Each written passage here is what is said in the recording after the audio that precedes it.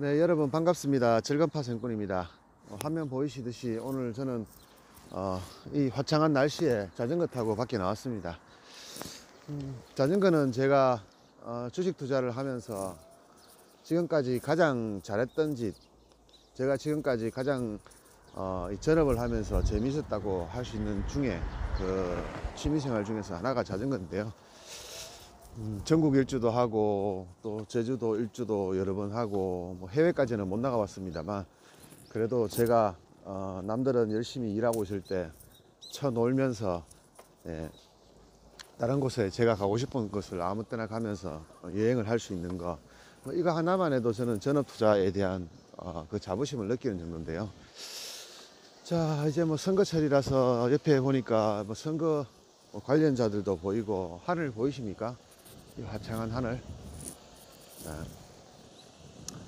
오늘 아침에 이제 또 코로나 뉴스를 한번 같이 보다 보니까 이탈리아에서 무려 뭐 900명 가까이 사망을 했다라고 하는데요. 더 중요한 것은 이탈리아는 아직까지 피크를 찍은 게 아니고 진행형입니다. 우리나라는 뭐 예배라든지 아니면은 종교단체 또는 일반 요양병원 같은 곳에서 대량으로 지금 추가 확진이 되는 경우가 있는데요. 뭐 그런 경우를 제외하고 나면 거의 잠잠해진 상태지요. 그래서 정말 이제 경제를 생각하고 가정을 생각하고 그 다음에 직장을 생각하고 참 행복한 고민을 하고 있는 것 같습니다. 물론 저는 전업 투자를 하기 때문에 주식 투자가 제 매매이기 때문에 사실 그런 사람들이 얼마나 힘든지, 요즘 직장인들이 얼마나 스트레스를 받는지 그리고 자영업자들이 얼마나 힘든지는 뭐 피부에 체감적으로는 알 수가 없습니다. 사실 저는 남들이 다 힘들어하는 요즘 하루에 뭐 적게는 50에서 100만 원 정도 매일 꾸준하게 숨도 안 쉬고 열심히 벌고 있거든요. 지금이 저에게는 가장 좋은 타이밍인데, 이제 대부분의 99.9%의 대부분 대한민국 사람들은 지금이 가장 힘든 시절이라고 저는 생각됩니다. 사람이요, 뭐 저도 좋은 시절이 있으면 나쁜 시절이 있고 또 나쁠 때가 있으면 좋을 때가 있기 때문에요. 사람이 그때그때마다 절망을 하고 희망을 뭐 버리게 되면 뭐 어떻게 살아갈 수 있겠어요. 그러니까 그냥 시간이 지나면 모든 것이 해결되기 때문에 지금의 주가 하락으로 인해서 손실, 뭐 모든 것들이 시간이 지나면 다 해결될 걸로 생각됩니다. 어제 제가 어떤 기사를 하나 봤는데요. 이제 주식 투자로 실패를 해서 어떻게 해야 되는지에 대한 기사를 봤는데, 여러분도 보신 분이 있겠다, 그죠? 요즘 뿜뿌에 계시는 분들이 제가 뭐 글 한두 개 남겼더니만 이제 회원들이 꽤 많이 오셨는데요. 그 뿜뿌라는 것이 저는 사실 뭐 정치적인 문제로 들어가면 뭐 그닥 좋지는 않습니다. 뭐 예를 들면은 작년에 조국 사태부터 해서로 인해서 저도 조국 뭐 교수가 굉장히 좀 나쁜 사람이다 하는 부분에 대한 기사를 보고요, 이 사람이 왜 대체 나쁜 사람일까 하라고 싶어서 이렇게 이것저것 검색을 하다가 그 사람이 나쁜 사람이 아니고 그냥 언론들이 한 사람을 나쁜 사람으로 몰아가는 과정이 어떤지에 대한 그런 내용들이 있어서 찾아보니까 저도 이 뽐뿌를 굉장히 자주 보게 되었고요. 또 생각보다 많은 정보라든가 또는 쇼핑 정보 이런 것들이 저에게는 딱 맞는 상황이라서 많이 자주 저희가 찾는 편입니다. 그 중에 기사 내용을 보니까 이제 뭐 2억 가지고 원금 2억으로 투자를 하고 이제 대출 3억을 땡겨서 종목 하나를 잡았는데 총 5억이 들어갔죠. 현재 손실이 마이너스 40%입니다. 그래서 원금이 그냥 없어져 버리는 그런 상황에 지금 처해 있는데, 이 사람이 결혼을 한 사람이고 자기가 와이프가 그 사실을 모르고 있는데 임신을 한 상태다. 그래서 이 사람은 괴로워하다가 자기 와이프한테 그 얘기를 했던 거죠. 내가 이런 투자를 했는데 이렇게 되어버렸다. 여자들의 특징을 여러분들이 잘 모르시는 것 같은데요. 여러분보다는 제가 이 전업 투자를 하면서 시간도 많고 해서 참 미스 코리아보다 더 이쁜 아가씨도 사귀어 보고요. 뭐 꽤 연애도 많이 해봤습니다만은, 연애라는 것은 시간이 나면 할 수 있는 거거든요. 요즘은 나이가 들어서 이제 더 이상 하지 않고 있고 뭐 그렇지만은, 젊을 때는 여러분들보다는 제가 더 재밌게 즐기며 살았던 것 같습니다. 근데 여자라는 존재의 특징은 이 남자들보다 더 우월한 존재입니다. 이것은 저는 확신하고 있거든요. 남자보다 정신 연령이나 어떤 예측, 그다음 판단력, 이런 것들이 여자들이 남자보다 훨씬 더 고등의 고등 동물인 거죠. 그러면 저 아저씨 뭐 하는 거지? 가는 건가? 이 고등의 동물이다 보니까 이 상황 판단이 남자들보다 훨씬 더 유리해요. 쉽게 말하면 여러분들이 만약에 1억을 가지고 투자를 했는데 현재 만약에 7천만 원이 남아 있잖아요. 3천만 원을 손해를 봤다고 예상을 하면, 사실은 남자들은 아직 우리에게는 7천만 원이 남았다고 얘기하는 거고요. 여자들은 이미 3천만 원을 날렸는데 3천만 원이라는 돈이 얼마나 큰 돈인지를 10만 원 단위 또는 만 원 단위로 계산을 해버리는 사람이에요. 그러니까 뭐예요? 여자들이 남자보다는 더 현명한 거죠. 근데 결과적으로 봤을 때는 그 남자는 7천만 원 가지고 20억을 벌 수도 있습니다. 30억을 벌 수도 있고요. 1억을 벌 수도 있습니다. 그래서 그게 남자고요. 여자는 이미 날라간 3천만 원은 돌아오지 않는다. 그리고 그 3천만 원이라는 돈이 얼마나 큰 돈인지에 대한 그런 머릿속에서 그런 생각들을 하고 있거든요. 그래서 결과로 봤을 때는 남자의 그 선택이 틀렸지 않다고 생각할 수도 있습니다. 꼭 여자의 선택이 맞다, 남자의 선택이 맞다라고 결론 내릴 수는 없고요. 단지 순간적인 그 상황의 판단을 보면 남자보다는 여자들이 더 현명하고, 그리고 현실적인 감각이 있다라고 볼 수 있거든요. 그래서 그 여자는 뭐 친정으로 돌아갔고 조만간 돌아와서는 이혼을 하자고 얘기를 합니다. 사실은 그 여자분도 이혼을 하고 싶은 생각이 있어서 이혼을 하자고 하는 건 아니겠죠.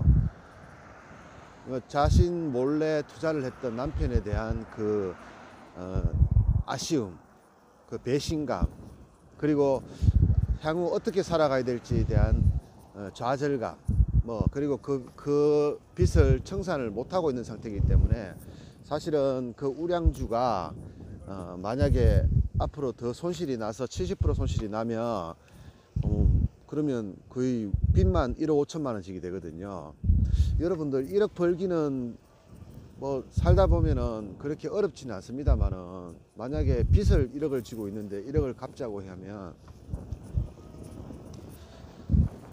1억 빚은 정말 갚기 힘들거든요. 여러분 죽을 때까지 갚아도 못 갚는 빚이에요. 뭐 사람이 적금을 열심히 모아서 그냥 돈을 모으는 거는 빠르면 5년, 늦으면 10년이면은 1억 모을 수 있거든요. 하루에 10만 원씩만 모아도, 주식 투자해서 하루에 10만 원만 모아도요, 1년이면 200만 원이고, 1년이면 2천만 원입니까? 2,400만 원이고, 5년이면 1억이거든요. 그래서 사실은 여러분들 1억은 그래 큰 돈은 아니에요. 그런데 문제는 빚 1억은 정말 큰 돈이거든요. 그래서 그 빚 1억을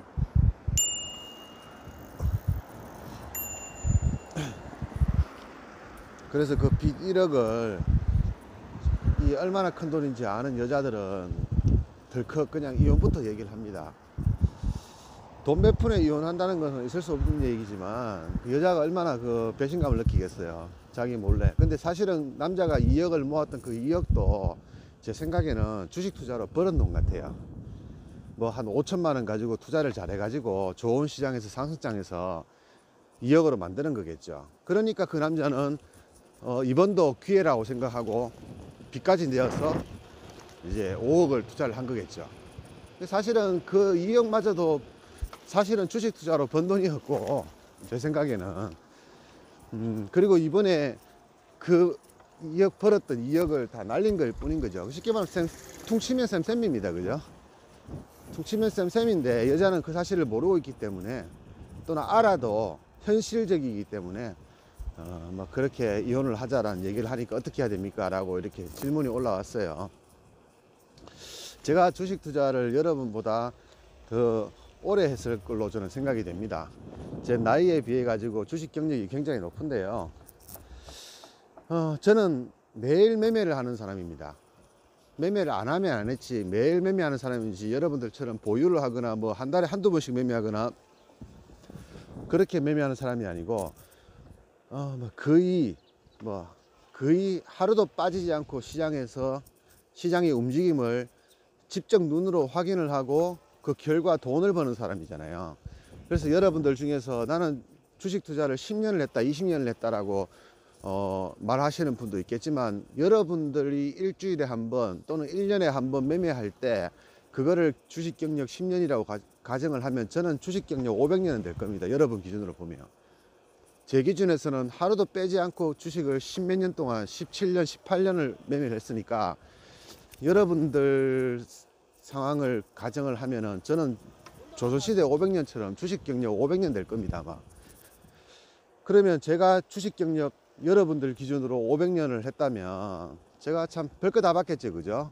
예, 세종대왕님이 한글 만드는 것도 봤을 테고, 뭐 세조가 자기 조카를 죽이는, 단종을 죽이는 장면도 봤을 테고, 연산군이 자기 어머니 죽음에 의해 가지고 굉장히 힘들어했던 그 상황도 알게 될 거고, 그죠?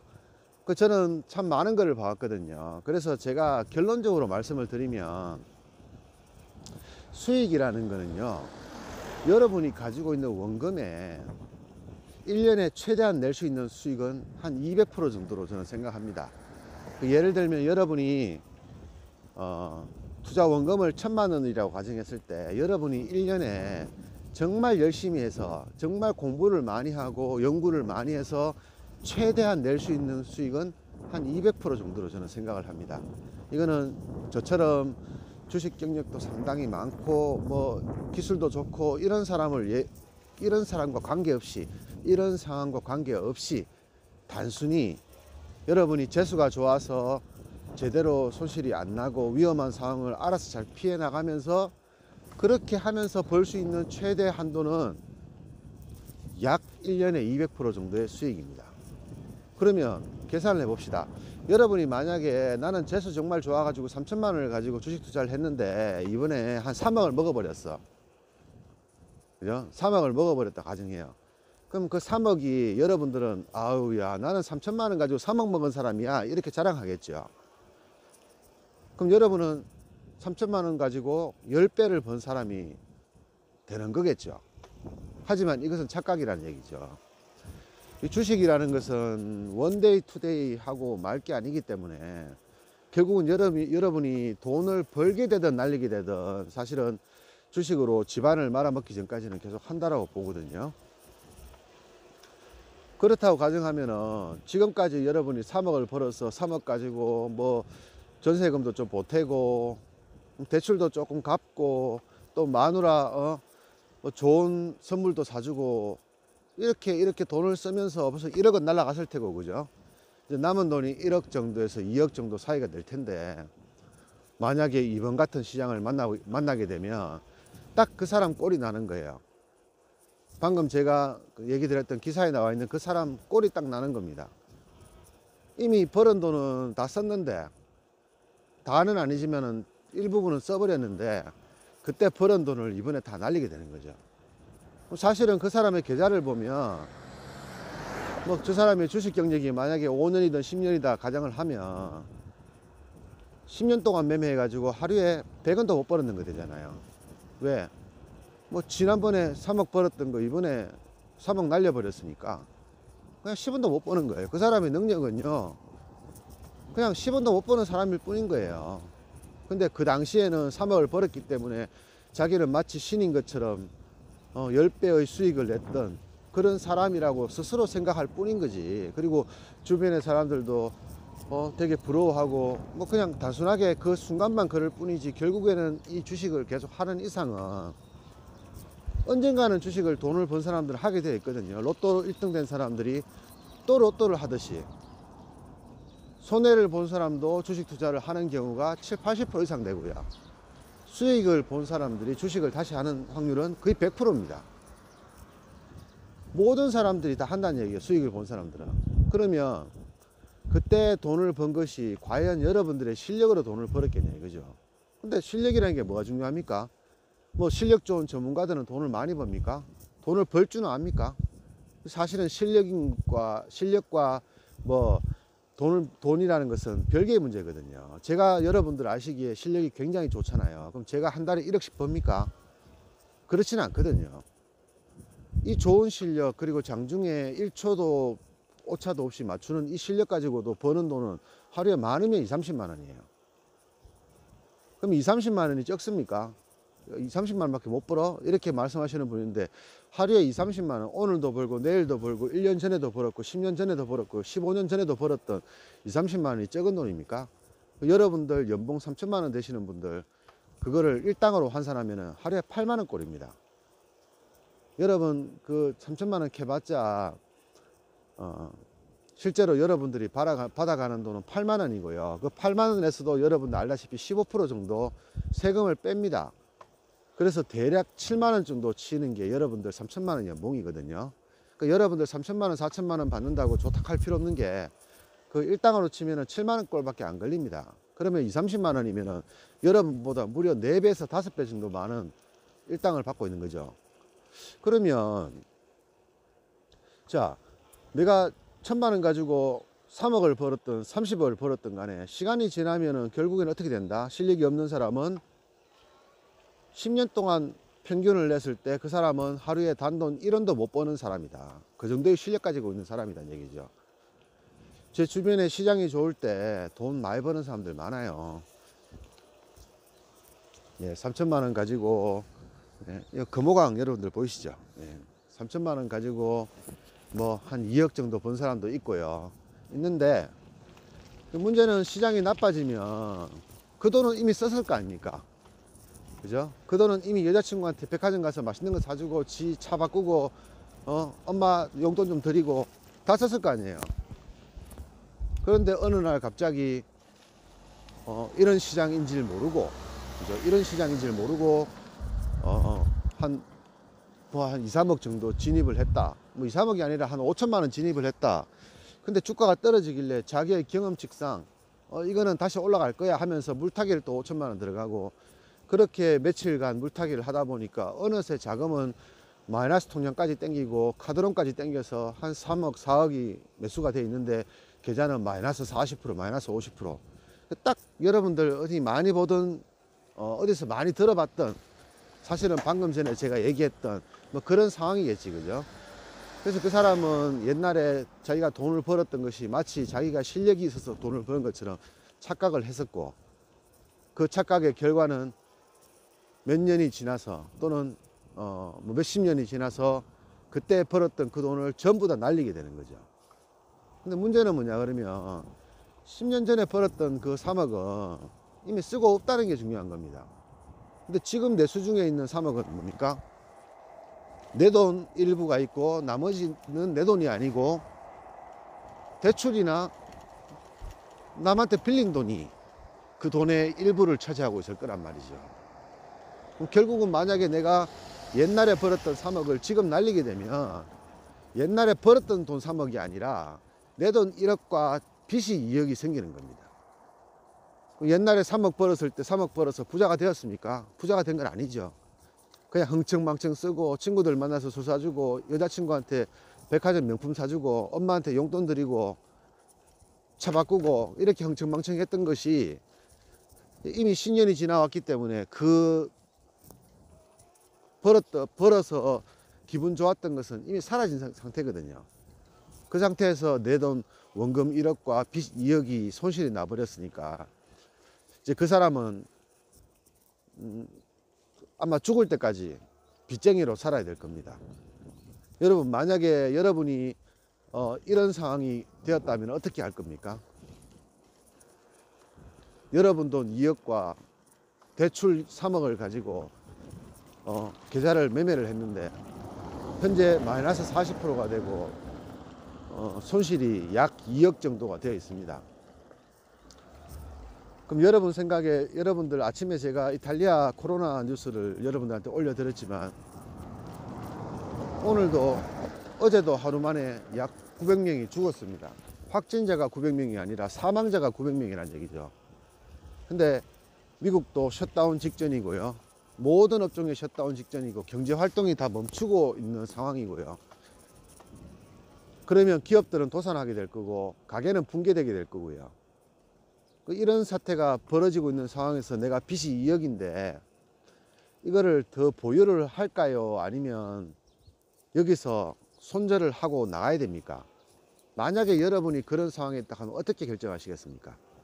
지금 만약에 손절을 하게 되면 여러분들은 그 원금 2억이 없어져 버리고 뭐 적게는 몇백만 원에서 많게는 몇천만 원 정도의 빚이 생기는 거예요. 하지만 원금은 없지만 더 이상 빚은 지지 않게 되는 거겠죠. 이런 상황과 주식은 어차피 하락을 하면은 상승을 할 거야. 지금까지 그렇게 왔어 하면서 앞으로 상승할지 하락할지도 모르는 그 종목을 계속 보유를 하겠습니까? 원래 하락장이 무서운 이유가 뭔지 압니까? 여러분들 생각 맞습니다. 하락을 하면은 주가는 언젠가는 반드시 올라온다는 게 맞습니다. 근데 여러분들이 하나 간과하고 있는 게 있습니다. 뭐냐? 항상 어떤 하락장이든 간에 그 종목들이 있지 않습니까? 그 종목들의 일부분은 망한다는 거예요. 어떤 회사는 망한다는 얘기예요. 그런데 어떤 회사는 또 새롭게 상장을 합니다. 그렇게 해서 우리 코스피 주가는 1700개의 종목 정도를 유지를 합니다. 그러면 그 1700개의 종목이 과거 10년 전에도 20년 전에도 30년 전에도 존재했던 종목은 몇 개나 될까요? 여러분 생각에 그게 몇 개나 될까요? 왜 여러분들한테 코스피 200이라는 종목이 있는지 압니까? 이 코스피의 1700개 종목 중에서 가장 우량한 종목을 200개를 선정을 했는데 이 200개 중에서도 실제로 매년 보면 매년이 아니라 10년 주기로 해서 한 10%에서 20% 정도가 상장 폐지가 되고 새롭게 상장을 코스피 200에 진입을 하게 됩니다. 뭐 NC소프트 이런 거 있지, 그죠? 없던 종목들이 진입하기도 하고요. 있던 종목이 상장 폐지로 빠져나가기도 합니다. 여러분들은 항상 현대차, 현대중공업, 삼성전자, LG전자, LG이노텍 이런 우리나라의 초우량주들만 보다 보니까 주가는 상장 폐지가 돼서 망한다는 것을 생각해 본 적이 별로 없잖아, 그죠? 그럼 여러분이 보유를 하고 있는 이 종목, 그 종목도 과연 10년에서 30년 이후에 망할 가능성이 전혀 없는 종목입니까? 뭐 그렇다고 하면 여러분은 그 종목을 가지고 있으면 언젠가는 다시 본전이 올 겁니다. 그래서 방금 이분의 경우에 보유를 하고 있는 종목이 삼성전자나 하이닉스, 포스코, 현대중공업은 제외겠지, 그죠? 자, 이 세 종목 중에 한 종목을 가지고 있다면 이분은 아마 최소한 10년 정도 이자를 내다 보면은 결국에는 본전이 오고 2억을 복구할 수 있을 거예요. 그런데 예를 들어서 지금 주식시장에서 가장 핫한 게 중공업 중에 하나가 있지, 그죠? 뭐 16만 원까지 갔다가 지금 2천을 하고 있는 종목이 뭐죠?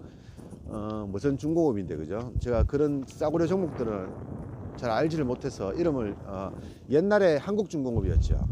옛날에 한국중공업이었고 그게 이름 바뀌어서 제가 한국중공업일 때는 아는데 그 뒤로 이름 한보중공업입니까? 하여튼 뭐 되게 유명한 중공업인데 그 중공업이 지금 주가가 폭락을 이어나가면서 지금 거의 뭐 동전주로 돼가고 있는 상황인데요.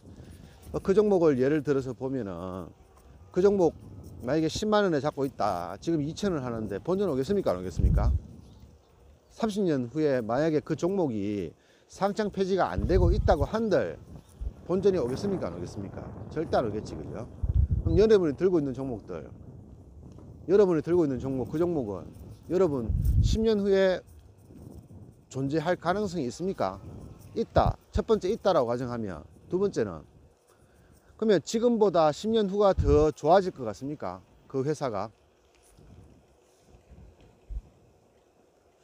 라고 얘기를 했을 때 예스라고 돼야지 그나마 확률적으로 지금까지 IMF라든가 금융위기를 감안했을 때 그 종목은 망하지 않고 다시 한번 올라올 기회가 생기는 거겠죠.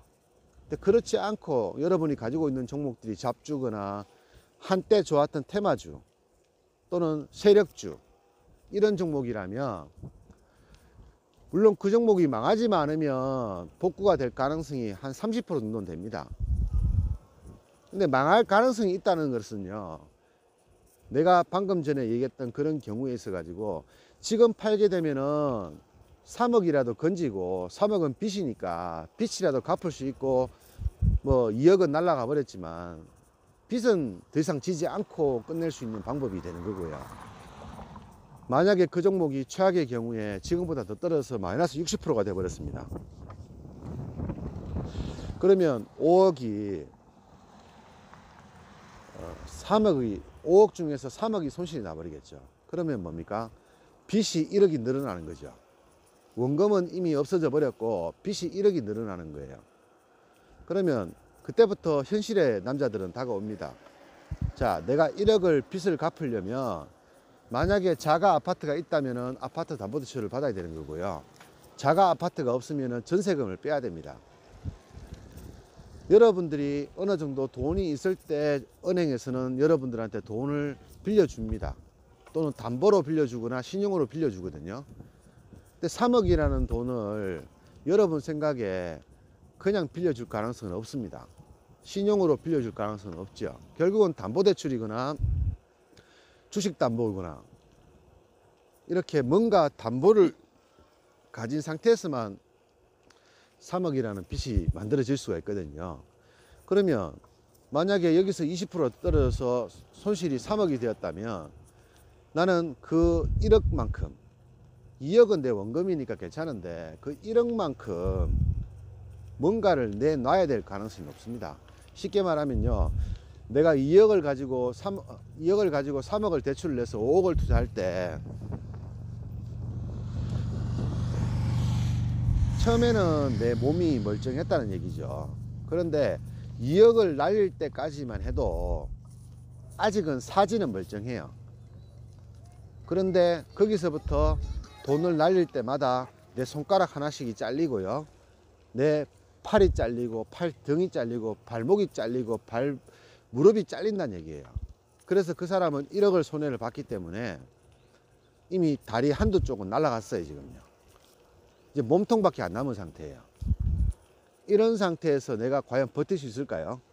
못 버티겠죠. 결국엔 그 사람은 그 3억 정도의 손실, 마이너스 60%의 손실에서 손절할 가능성이 제가 지금까지 지켜본 바로는 거의 80%, 90% 이상입니다. 그때도 팔지 않았다 만약에 라고 생각하면 그 결과가 어떻게 되냐면 그 사람은 빚을 2억을 지게 되는 거예요. 즉 쉽게 말하면 손실은 더 커져 버린다는 얘기죠. 그럼 만약에 그 상태에서 굉장히 좋은 상황이 벌어졌다면 어떤 상황일까요? 빚 1억이 사라지고요, 손실 2억까지만 올라오는 거예요. 다시 반등을 한다는 얘기죠. 그 사람은 결국에는 마이너스 2억에서 손절을 할 겁니다. 마이너스 3억 갔다가 마이너스 2억이면 1억을 번 거잖아요. 근데 그 와중에 얼마나 많은 고민과 스트레스와 힘들었겠습니까? 그죠? 그래서 결국엔 그 사람은 마이너스 2억에 손절을 할 거예요. 편안하게. 그리고 나서는 아이고 원래부터 나는 뭐 이래 된 거 할 수 없지 자책을 하면서 그냥 스스로 우리 흔히 말하면은 뇌피셜로 그냥 스스로 치유를 합니다. 근데 그리고 나면은 굉장히 많이 편해져요. 근데 문제는 뭐냐 그러면요, 그 3억 있잖아요. 빚 내는 3억이 당장 갚아야 될 3억인지 아니면 그래도 1년에서 2년 정도를 끌고 갈 수 있는 자금인지를 되게 중요합니다. 근데 그럴 경우에 남자들은 어떤 선택을 하느냐, 그 3억을 갚지 않습니다. 자, 5억에서 2억을 날려먹고요, 3억을 가지고 있는데 그 3억을 갚지 않는다는 얘기죠. 왜? 당장 갚을 필요가 없으니까. 그래서 그 돈을요 또다시 주식 투자에다 투자를 합니다. 그 사람이 손절을 하고 난 이후쯤 되면 주가 시장은 이제 어느 정도 회복이 될 거예요. 어쩌면 자기가 판 자리보다 조금 더 높을 수도 있고 조금 더 낮을 수도 있지만 결과적으로 시장은 조금 안정이 될 거란 말이죠. 시장이라는 것은 계속 떨어지라는 법도 없고 계속 올라가라는 법도 없거든요. 그래서 많이 떨어지면은 어느 정도 선에서 횡보를 하게 됩니다. 그럼 그 자리에서 주식을 보고 있으니까 이제 우량주를 만져야 되겠다 생각을 하고 종목을 갈아타고 그 3억을 조금씩 또 매집을 하기 시작합니다. 그러다가 결과적으로 대출을 갚아야 될 시점이 왔을 때 계좌는 마이너스 50% 혹은 마이너스 0, 제로 되는 거지, 그죠? 결국에는 그 사람은 3억을 빚을 지게 됩니다. 그 3억을 빚을 지게 될 때 그 사람은요, 이미 가정은 붕괴되어서 이혼을 했을 거고, 뭐 자식에 대한 친권도 사라졌을 테고, 뭐 집이고 뭐고 이런 것들 전부 다 없는, 그냥 말 그대로 맨몸뚱이 거지가 되어 있을 겁니다. 그러면 방금 얘기했다시피 마누라한테 들켜서 그 상황에서 내가 미안하다, 내가 이렇게 됐다, 정말 내 무릎 꿇고 빚게 하면서 주식을 청산하고 마누라 내 정말 미안한데 우리 다시 한번 시작해보자, 내 열심히 일할게 라고 얘기를 하고 와이프가 너무 그 사람을 사랑해서 용서를 해주는 거, 자, 이런 상황이라 그러면요, 여자들은 용서해 줄 가능성이 한 50%쯤 됩니다. 근데 사실 저는 여자 입장에서 보면 굉장히 현명한 여자라면은 저는 용서 안 해줄 것 같아요. 안 해줘야 된다고 생각해요. 왜? 한번 도둑질한 놈은 다음에 또 하거든요. 주식시장에 한번 발 들이던 놈은 나중에는요, 집 말아먹습니다. 그럴 가능성이 높아요. 그런 경우 되게 많이 봤습니다, 제가. 그렇기 때문에 한번 주식시장에 들어온 사람은 다시는, 손해를 본 사람은 다시는 그 사람하고 살면 안 돼요. 왜? 점점 살림이 점점점 궁핍해져요. 살기 힘들어진다는 얘기예요. 확실한 얘기입니다. 제가 뭐 여러분들도 있지만 제가 그런 얘기를 하는 것이 뭐 너무 네가 비관적이지 않느냐 하지만요, 여러분 생각보다 더 많은 사람들을 제가 코로나 이상으로 사람이 죽는 것을 많이 봤거든요. 주식 투자로 인해서요. 지금은 요즘은 담담하게 말을 하지만 제 강의를 듣는 사람들 중에서 또 몇십 프로, 절반 이상은 아마 앞으로 지금보다 더 못한 삶을 살게 될 거고, 지금보다 훨씬 더 삶의 질이 떨어지거나 또는 죽음을 당할 겁니다. 그러면 그런 사람들 구제해 줄 수 있는 방법이 뭐가 있느냐? 없습니다. 여러분들을 구제해 줄 수 있는 방법이 전혀 없어요. 어떤 사람도 여러분을 구제해 줄 수가 없어요. 여러분이 돈이 많으면 많다고 다 날릴 테고, 없으면 없는 돈 날릴 테고, 여러분들을 구제해 줄 수 있는 방법이 없어요. 그럼 여러분들이 할 수 있는 방법은, 여러분들을 누군가가 구해주는, 제3자가 구해주는 방법은 없지만 여러분이 살아날 수 있는 방법은 있습니다. 뭡니까? 여러분이 주식시장을요, 지금보다 더 열심히 공부를 하는 거예요. 자, 주식시장에 발을 들인 이상은 지금 만약에 여러분들이 큰 손실이 나서 더 이상 매매를 하지 않게 된다, 그러면 끝날 것처럼 보이지만 나중에 또다시 1년 뒤에, 10년 뒤에, 20년 뒤에 여러분 부모님이 물려주신 집, 부모님이 물려주신 땅, 또는 여러분이 재수가 좋아서 로또가 돼가지고 당첨이 됐다, 또는 여유자금, 적금을 넣어서 여유자금이 생겼다. 뭘 하겠습니까? 그 돈을 가지고 또 주식 투자를 하게 되어 있습니다. 100%입니다. 근데 처음에 여러분들이 날려서 고통스럽게 퇴출이 됐을 때는 사실 그 돈이 없어도 여러분들 사는 데는 전혀 문제가 없던 돈이었어요. 그 돈 없어도 여러분들 살아갈 수 있는 돈이었어요. 근데 두 번째 그 돈을 만약에 여러분이 날리게 되면 여러분의 미래라든가 여러분의 삶 자체가 붕괴돼 버립니다.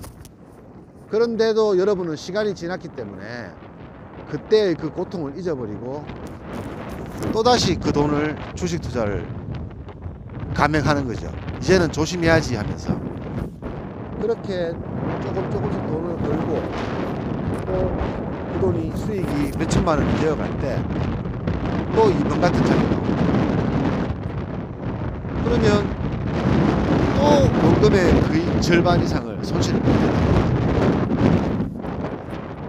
그래서 그래서 여러분들을 구제해줄 수 있는 사람은 아무도 없고요. 여러분 스스로가 자기 자신을 구제를 해야 됩니다. 어떻게 구제를 해야 됩니까? 주식시장에 들어온 이상은 여러분들 마음대로 빠져나갈 수가 없어요. 도박과 같은 거지, 그죠? 강원랜드 가신 분들, 강원랜드가 재미가 없는 사람들, 저 같은 경우에는 강원랜드가 굉장히 재미가 없습니다. 강원랜드가 재미가 없는 사람은 재미가 없는 이유가 뭐냐 그러면요, 그 게임을 즐길 줄 모르는 거예요. 그 게임을 즐길 줄 모르니까. 저는 강원랜드를 친구 따라서 한 3번 4번을 갔는데요, 지금까지 한 10몇 년 동안 딱 한 3번 4번을 갔는데, 저는 갈 때마다 30만원씩 따왔습니다. 갈 때마다 30에서 40만원 정도 따왔다는 얘기예요. 그럼 저는 솔직히 주식 투자를 해도 하루에 3, 40만원 벌 수 있고요, 강원랜드 가도 물론 뭐 많이 가면 어떻게 될지 모르겠지만 제가 갖는 동안은 돈을 따왔다는 얘기죠, 저는. 근데 저는 강원랜드 같은 도박장에는 전혀 흥미가 없어요. 전혀 흥미가 없어요. 그래서 그 도박장은 저에게는 별로 재미가 없는 장소죠. 근데 주식시장은 저는 굉장히 재밌습니다. 왜? 주식시장은 내가 30만원을 투자를 해도 하루에 30만원을 벌 수가 있거든요. 어떻게? 매일 꾸준하게. 그리고 재미가 있어요. 아마 여러분도 마찬가지일 거예요. 강원랜드에 빠져서 앵벌이 하는 사람들 생각해보면 저 왜 저러지? 왜 저럴까 사람들 라고 생각하겠지만, 주식 투자하고 여러분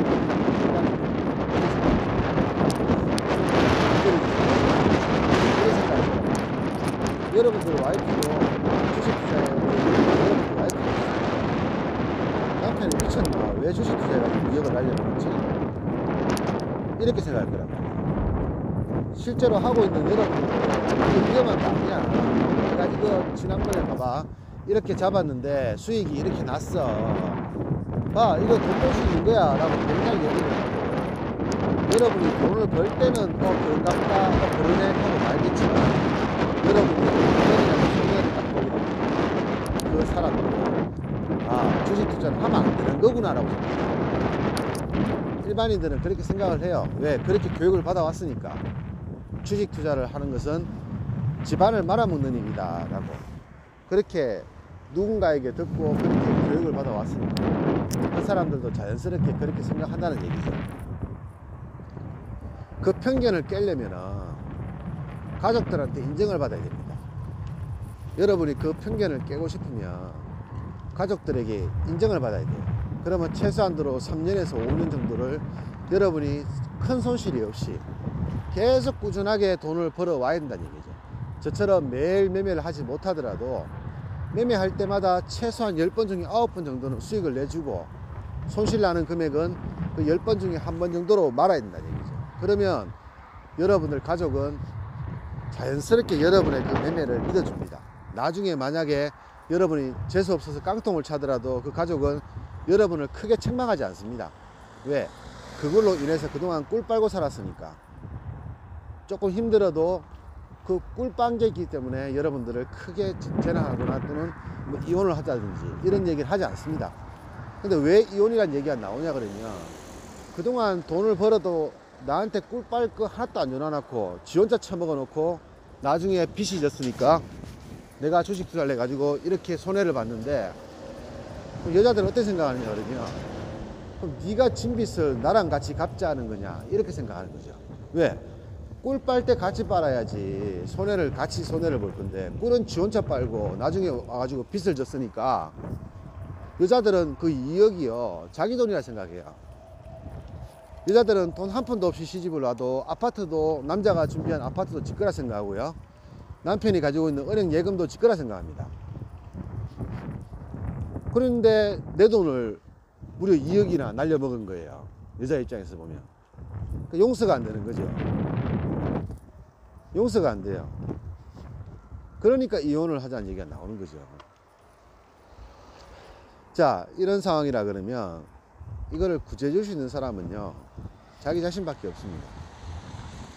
누구도 자신을 도와줘서 기술을 가르쳐 주고, 백날 기술을 가르쳐 줘봤자 소용도 없을 뿐더러요, 기세를 가르쳐 줘도 안 되는 상황이에요. 이미 엄청난 손해로 멘붕이 왔는 상태이기 때문에. 이럴 때 본인이 할 수 있는 것은 현명하게 지금 상황을 현실적으로 좀 읽어야 될 필요가 있는 거죠. 그 사실은 우리 모두가 현실과 이상 사이에서 어느 쪽이 더 가깝게 되냐에 따라서 주식 투자는 손해를 보지 않게 되면은 이상에 가깝게 됩니다. 내가 무려 2, 3천만 원 가지고 매매를 잘하면은 30억, 300억을 벌 수 있는 것처럼 이상을 꿈꾸게 되고요. 그러다가 손실이 나게 되면 이제 현실로 돌아오게 되거든요. 현실에 가까워지는 거죠. 그러면 공포심을 느끼게 되고 주식 투자라는 것이 이렇게 무서운 것이구나 알게 될 건데, 더욱더 심각하게 큰 문제는 여러분이 가지고 있는 돈을 다 날리면 안 돼요. 제가 항상 이 얘기를 자주 하는데, 여러분이 가지고 있는 돈을 다 날리면 안 돼요. 남기고 있어야 돼요. 최소한 원금의 50% 정도는 남겨야 돼요. 근데 이번에 만약에 여러분들 중에서 뭐 신용대출이라든가 미수를 써서 다 날려버렸다, 그럼 여러분들은 이제 이런 분들은 기회가 없어요. 다음에 주식장이 대폭등을 할 때 여러분이 가지고 있는 종목은 안 오를 수도 있습니다. 그런데 주식장이 폭등을 하면은 반드시 올라가는 종목도 있다는 얘기죠. 폭등이라는 것은 반드시 올라가는 종목도 있고 안 올라가는 종목도 있어요. 근데 여러분이 가지고 있는 종목은 그 못 올라가는 종목일 수도 있고요. 또 어떤 종목은 되게 많이 오를 거란 말이죠. 10% 오르는 종목도 있을 끼고 5% 오르는 종목도 있을 끼고 상한가를 3번, 4번 올라가는 종목도 있겠죠. 그럼 여러분들이 현금을 쥐고 있다면 그 중에서 가장 많이 올라가는 종목을 사면 되는 거잖아요. 그럼 남들은 다 손해를 볼 때 여러분들은 큰 수익을 볼 수가 있습니다.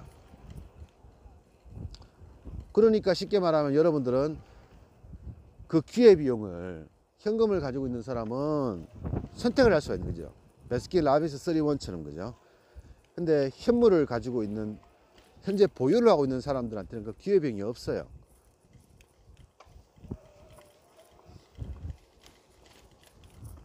그래서 물려 있으면 청산을 해야 되는 건지 보유를 해야 되는 건지, 나중에 상승을 할 때 내 종목이 올라갈지 올라가지 않을지 사실 여러분들은 아는 것이 하나도 없잖아요. 저도 마찬가지지만 여러분이나 저나 똑같은 것은 여러분이 가지고 있는 그 종목이 한 달 뒤에 1원이라도 올라가 있을지 내려가 있을지 여러분들 알 수 있습니까? 없지, 그죠?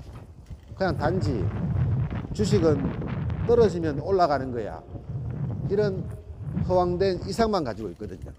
근데 여러분들도 지금 굉장히 고민을 하고 있는 것이, 여러분이 보유한 종목이 이미 손실은 손절선을 넘어섰고, 그런데 문제는 뭔지 압니까? 과연 그 종목이 나중에 상승장이 왔을 때 올라갈 거냐 말이죠. 여러분이 가지고 있는 종목이 삼성전자라면 저는 여러분들이 그 종목을 3만원대가 오든 2만원대가 오든 보유를 해도 언젠가는 본전이 올 거라고 저는 여러분들한테 확신을 드릴 수가 있어요. 언젠가는, 당장은 아니겠지만 언젠가는 여러분들한테 그 본전을 줄 것이라는 걸 확신할 수가 있거든요. 근데 여러분이 가지고 있는 종목이 삼성전자나 하이닉스 이런 몇 종목을 제외하고 가지고 있다면 그 종목이 과연 본전이 올 것인가 하는 부분에 대해서는 저는 비관적입니다. 왜? 주식시장에는 여러분이 잘 모르겠지만 저는 숱하게 많이 봤거든요. 상장 폐지를 당하고 감사 의견 거절로 상장 폐지되고 새로운 종목이 또 상장을 하고, 그렇게 구성되어서 1700개가 이루어져 있는 거지, 모든 종목들이 10년 전에도 상장을 했고 20년 전에도 있었고 그런 종목이 아니라는 얘기죠. 항상 전체 종목의 한 20-30% 정도는 매년 교체가 됩니다. 2-3년은 좀, 1-2년은 조금 짧고요. 한 5년을 봤을 때 약 20종목 정도가, 20% 정도는 상장 폐지가 되고요. 또는 새롭게 상장을 하게 됩니다. 근데 여러분들의 종목이 만약에 그 안에 들어가는 종목이라면 여러분이 가지고 있는 회사는 깡통이 될 거고요. 그나마 지금이라도 파는 게 최선이 될 거고요. 여러분이 가지고 있는 종목이 30년 후에도 상장되어 있는 기업이라면 힘들어도 조금 버티면서 그냥 주식 없는 셈 치고 기다리는 수밖에 없는 거겠죠. 이러한 생각을 하지 않고 주식은 존버하는 거야. 자기가 가지고 있는 종목이 뭔지도 모르고 자기가 가지고 있는 이 회사가 망할지 안 망할지를 전혀 고려도 하지 않고 그저 주식은 기다리는 거야. 그렇게 물려가 기다릴 것 같으면 말라 물려 있습니까? 그거를 지금 잡지. 지금 잡았으면은 여러분들 낳는 손실만큼 수익이 날 거니까 2배 올라갈 거 아닙니까? 현재 50% 마이너스인 종목들은 2배가 올라야지 본전이지, 그죠? 지금 잡으면 100% 먹는다는 얘기잖아요. 그걸 왜 미리 잡아가지고 계좌가 반토막이나 됐습니까? 그거는 다시 얘기하면 실패하신 거죠. 예, 투자의 실패인데 여러분들이 인정을 안 하고 있는 거예요. 그래서 주식 투자는 여러분이 이번 사태로 인해서 얻게 되는 교훈이 뭐냐 그러면 돈 졸라 날리고 손절을 잘해야 되는구나 이런 생각을 하게 됩니다. 또 최악이지, 그죠? 주식 투자하면서 가장 하지 말아야 될 것이 손절이거든요. 첫 번째는 물타기고 두 번째는 손절입니다. 무슨 말이야? 그러면 손절도 없이 어떻게 주식 투자를 하란 말이야? 그럼 지금처럼 물려있으란 말이야? 이렇게 저한테 질문을 할 수가 있습니다. 참 어리석은 질문인데요. 굳이 제가 답변을 드리자면 손절할 매매를 하면 안 되는 거예요. 그게 여러분들 보기에는 저게 무슨 개소리냐 싶은 생각도 들 건데 손해볼 걸 각오하고 매수를 할 것 같으면 매수를 안 하는 게 맞는 거잖아요. 저는 그렇게 생각하거든요. 손해볼 거 알면서 뭐하러 매매를 합니까? 수익 볼 것 같으니까 뭐 운에 맡기는 거예요? 무당이에요? 뭐 오늘은 비가 올 것 같아요. 허리가 아프니까. 그러면 오늘은 내가 허리가 아프니까 병원에 가서 파스를 사야 되는 겁니까? 비가 안 오면요 쓸데없이 사는 건데. 예, 여러분이 앞으로 연구를 해야 될 부분, 제 카페에 오셔가지고 연구를 해야 될 부분이 그 부분입니다. 어떻게 하면 내가 손해볼 짓을 하지 않을까? 정답은 하나지, 그죠? 최저 바닥에서 잡으면 됩니다. 최저 바닥에서 잡으면 됩니다. 자, 그러면 최저 바닥이 아닌데 내가 잡았다. 어떻게 해야 됩니까? 던져야 되겠죠. 그러면 그 던지는 것을 손절이라고 할 수 있습니까? 없습니까? 손절이라고 할 수 없다는 거죠. 그거는 본인의 어떤 기준에 의해서 최저 바닥을 잡은 거예요. 예를 들면은 제가 여러분들한테 말씀드렸다시피 삼성전자 42,000원, 47,000원, 45,000원, 49,000원, 52,000원 이러한 기준들을요 여러분들한테 제가 아침마다 시황을 올려드리고 있잖아요. 그럼 예를 들어서 여러분이 42,000원에 잡았습니다. 그럼 41,950원 한 틱 깨져버렸어요. 한 틱요. 어떻게 해야 됩니까? 던져야 되겠죠. 나는 내가 할 수 있는 최대한대 42,000원 바닥을 잡았다는 얘기예요. 근데 주가가 좀 더 밀려버린 거죠. 그러면 내가 먹을 수 있는 게 아닌 거죠. 그럼 던져야 되는 거예요. 그러면 손실은 대략 수수료 합쳐서 0.44%. 0.44% 손실 정도는 내도 괜찮잖아요. 왜? 어차피 먹을 때는 10% 20% 먹을 거니까. 그 매매가 여러분들이 현물을 투자하면서도 제가 이 하루에 20포인트가 왔다 갔다 하는 선물시장 1초 만에 1포 2포가 왔다 갔다 하는 이 선물시장에서도 한 틱의 오차도 없이 잡으려고 노력을 하는 거. 비록 뭐 한 틱 오차 없이 잡는 경우가 10번 중에 5번 밖에 없고 조금의 오차는 존재하는 게 5번 정도 되겠지만은 최소한 제가 잡는 자리가 단기적으로 봤을 때 5분 안에 최저 바닥일 경우에 5분이 지나면 약 한 5분이 지나면은 내가 잡은 자리보다 무조건 위로 주가가 형성되어 있겠죠. 그러면 돈을 벌 수밖에 없잖아요. 그러니까 여러분들도 현물 투자를 하든지 선물 투자를 하든지 아무 관계가 없습니다. 최저 바닥을 잡으면 됩니다. 그렇게 하면 여러분들 물타기를 할 필요도 없어지고 존버를 할 필요도 없어요.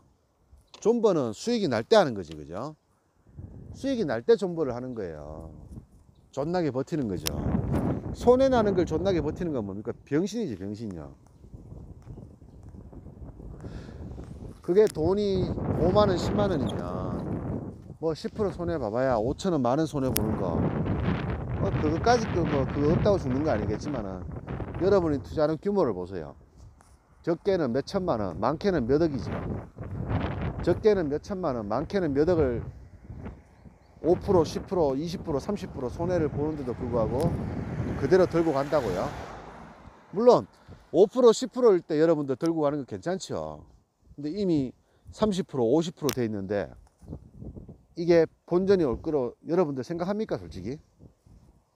그렇게 믿는 사람도 있습니다. 500만원 집어넣고 50% 손실 났어요. 에라이 모르겠다 들고 가는 사람이 있습니다. 그래봤자 손실 500만원이잖아요. 그 사람이 500 날린다고 해서 뭐 인생이 바뀔 것 같아요? 그러니까 좋은 경험하는 셈 치고 들고 가는 거예요. 근데 여러분들은 만약에 투자 원금이 몇 천만원, 몇 억이라면 그 재산은 여러분들의 평생 모은 재산이죠. 그 돈이 없어지면 어떻게 됩니까? 만약에 지금 여러분들 마이너스 나 있는 그 종목이 0이 된다면 어떻게 됩니까? 굉장히 괴롭겠죠. 그 돈 없다고 해서 죽진 않겠지만 굉장히 괴롭겠죠. 그나마 절반이라도 남아있는 지금이 시간이 지나고 보면 행복할 수도 있는 거겠죠. 주가는 올라갈지 내려갈지 제가 모든 종목을 다 알지는 못합니다. 대표적인 몇 종목 정도는 제가 어떻게 대응을 해야 된다 하는 부분을 알고 있지만 여러분이 가지고 있는 그 이상한 이름도 모르는 잡주들 그런 종목이 어떻게 될 것인지 물어보면 저는 솔직히 어떻게 될지 알 수 없습니다. 신이 아닌 이상은 알 수 없고 신도 모를 것 같아요.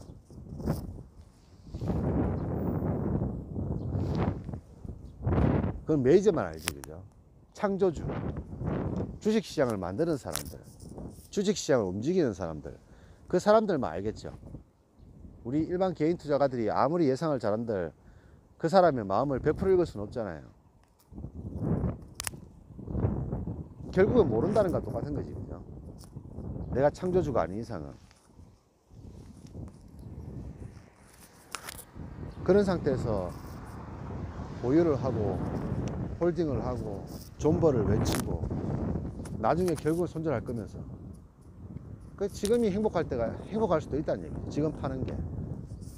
근데 왠지 지금 팔고 나면 올라갈 것 같고 팔고 나면 올라갈 것 같고 자기 경험상으로 팔고 나니까 올라가더라고요. 또 그것도 굉장히 큰 문제입니다. 그 경험이라는 게. 근데 지금 같은 시장을 경험해 본 사람들이 몇 명 있습니까, 지금?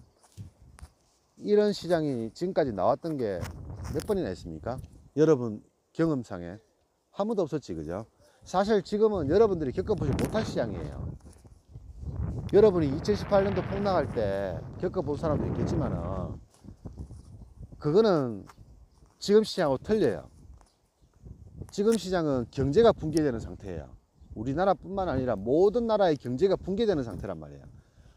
쉽게 말하면 금융위기급에 어쩌면 금융위기보다 더 심할 수도 있고요.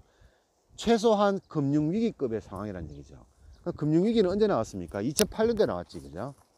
2008년에 나왔는 게 유일합니다. 그럼 여러분들이 2008년 이전에 매매를 해 오신 분이라면 지금 시장이 별로 어렵지 않을 거예요. 왜? 한번 겪어봤으니까. 근데 2008년도 금융위기가 왔을 때 그 이후로 매매를 하신 분들이라면 여러분들은 단 한 번도 못 겪어본 시장을 지금 겪고 계시는 거예요. 그런데 여러분들이 내 경험칙상이라고 얘기할 수 있는 여러분 경력이 5년 10년도 안 되는 사람인데 5년 10년이 아니죠. 10년 전이었지, 그죠? 12년 전이었죠. 12년 전에 금융위기를 겪어보지 않은 사람들은 지금 이 시장이 어떤 시장인지를 전혀 감을 못 잡고 있을 거예요. 저는 다 겪어봤거든요. 이런 시장을 한 서너 번은 겪어봤거든요. 그래서 ELW 가격이 2,000원 넘어가는 경우도 흔하게 봤고 5,000원 넘어간 것도 봤습니다. 막내가 5,000원 넘어간 거.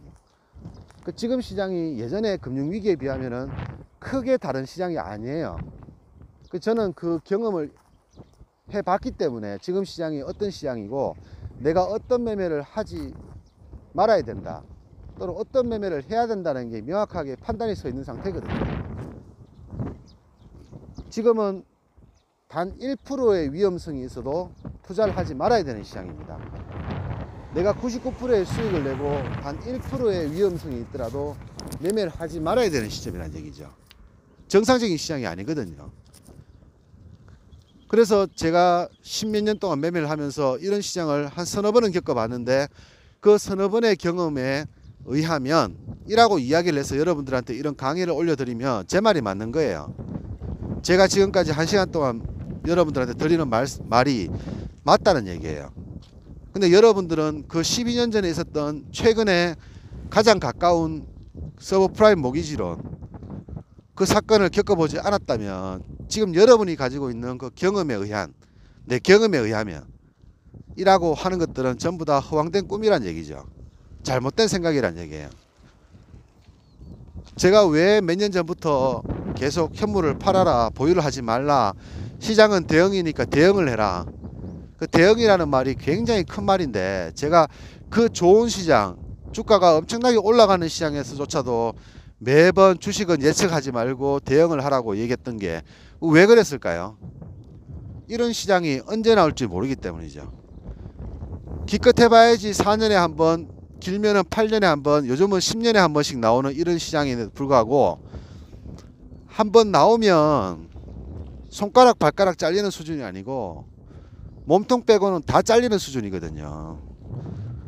우리 뇌출혈 신경경색이 오게 되면은 그냥 사람이 죽으면 괜찮은데요, 병신이 되거든요. 몸의 일부분이 병신이 되고 몸의 일부분이 마비가 오고, 그리고 평생을 걸어다니지도 못하고 침상에서 누워서 지내야 되는 거. 사람이 죽으면 편한데 안 죽고 병신 되는 게 제일 위험한 거거든요. 그래서 뇌졸중, 뇌출혈, 신경경색, 이것이 그렇게 위험하다라고 얘기하는 거죠. 똑같습니다. 여러분이 계좌가 박살이 나서 최소한 반병신이 되는 것, 그게 이런 시장인데, 저는 그런 시장이 무서워서 지금까지 매번 여러분들한테 예측 매매하지 마라, 몇 년 동안, 몇십 년 동안 항상 제 입에서 나오는 얘기는 시장은 대응을 해야 되고 주식은 예측하지 마라. 그 예측이 100% 맞든 한이 있더라도 예측하지 마라 했던 얘기들을 지금까지 계속 반복을 해왔던 거죠. 그래서 사실은 사기꾼들은 좋은 시장에서 여러분들을 등치면서 사기를 치고요, 저 같은 사람은 꼭 시장이 나빠져야지만 여러분들이 저를 찾아오게 됩니다. 왜? 진실한 것은 여러분들이 보기에는 공감할 수 있는 상황이 아니거든요. 지금 이 시장이 좋았다면 10년 전부터 얘기해왔던 제 이런 생각들이 여러분들한테는 도움이 안 될 거예요.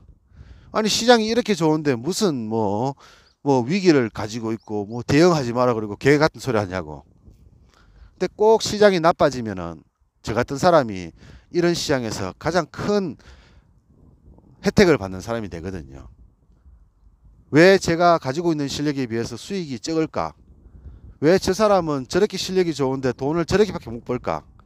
나도 주식의 주자도 모르는 나도 하루에 한 달에 몇백만 원씩 버는데, 몇천만 원도 버는데 저 사람은 왜 저렇게밖에 못 벌까? 여러분이 한 번이라도 생각해 보셨다 그러면, 지금 여러분의 상황이, 저 같은 사람은 10년 전에도 벌고 있고 지금도 벌고 있고 내일도 벌 거고 모레도 벌 거지만, 그리고 30년 후에도 벌겠지만, 여러분들은 이번으로 인생이, 주식 인생이 끝나버렸지, 그죠? 뭐 일부분의 한 50% 정도는 이번에 손절하게 되면 아마도 주식을 투자 안 하게 될 겁니다. 그러면 주식시장이 침체가 되느냐? 절대 아니죠. 또 새로운 사람들이 바닥인 줄 알고 또 돈을 끌고 와가지고 새로 진입을 합니다. 그래서 제가 자주 드리는 말 중에 한마디, 주식시장은 망하지 않는다. 망하는 거는 니다, 그죠? 자신이다. 여러분이 망하면 망했지 주식시장 안 망해요. 망하는 사람은 여러분밖에 없고요, 여러분이 망해도 주식시장은 멀쩡하게 돌아갑니다. 여러분은 죽을 만큼 고통스럽고 당장 끼니 한 캐 때우기 힘들 정도의 지금 현재 굉장히 괴로운 상태인데, 주식시장은요, 내일 또 아무렇지 않게 또 상장할 거고, 또 개장할 거고, 운영될 겁니다. 나는 죽을 만큼 괴로운데, 세상은 아무런 약간의 그런 것도 없이 아무렇지도 않게 개장될 거란 말이죠. 굉장히 짜증나는 일이지, 그죠? 내가 죽으면 세상도 같이 망해야 되는데, 나는 죽었는데 세상은 멀쩡하게 돌아간다? 그게 세상의 이치지, 그죠? 그래서 세상과 나를 항상 따라보지 말고, 세상의 중심이 내가 아니고요, 내가 세상의 중심이 돼야 되는 거예요. 그래야지만 그 세상의 일부분으로서 살아갈 수가 있는 거죠. 자, 운동을 해야 되니까 너무 긴 시간을 얘기하기 힘들고요, 여기까지만 하도록 하겠습니다.